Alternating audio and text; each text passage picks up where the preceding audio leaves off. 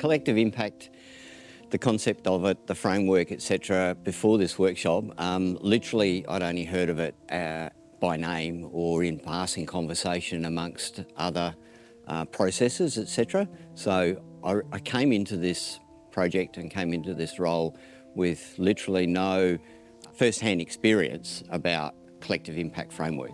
So after I started the role with Perth NRM, part of the scope of the project under the Lotterywest funding arrangement for the collective impact framework was that we needed to engage with a third-party consultancy group to guide us through the actual process. So I'd worked previously with Impact Seed and with Kylie Hansen, and so had Perth NRM. So we were au fait with them as a group and had seen their work previously, which was very, very good.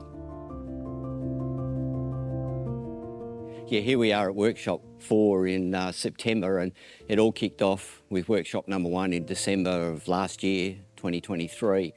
And that was very much, for want of a better word, a scoping exercise. So, you know, we contacted a huge number of who we thought would be interested and would fit the bill to be involved in this project.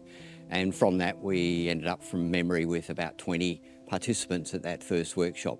So that sort of set the scene, and that's where Impact Seed really came into their own, because they broke down the collective impact framework and all the different measures and pieces that are involved in that framework. And, you know, we started off with the first pieces. You know, there's a logical flow to this whole framework. And so Impact Seed in workshop 1 led us through that. And then as we've gone through in workshops numbers 2 and 3, we've rolled out more of those elements of the framework. So effectively what we have here today at workshop number 4 is the culmination of all of that previous work and the last couple of pieces of the framework, which we'll work on today. Post the delivery of the project report and valuation phase, from there we will bring together all of the elements of the four workshops. So there will be some post this workshop material that will need to be just sorted out. So the plan is to have a gathering in February of 2025. A bit of a thank you to everyone, and yeah.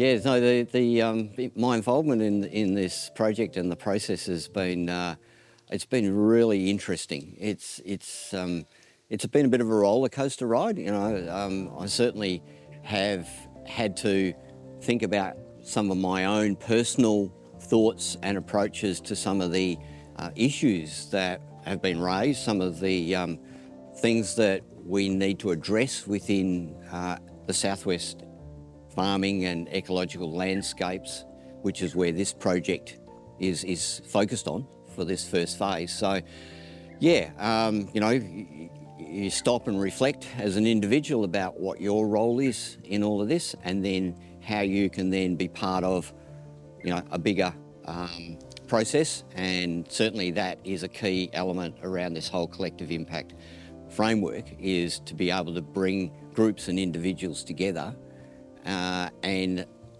give them the tools to be able to work collectively.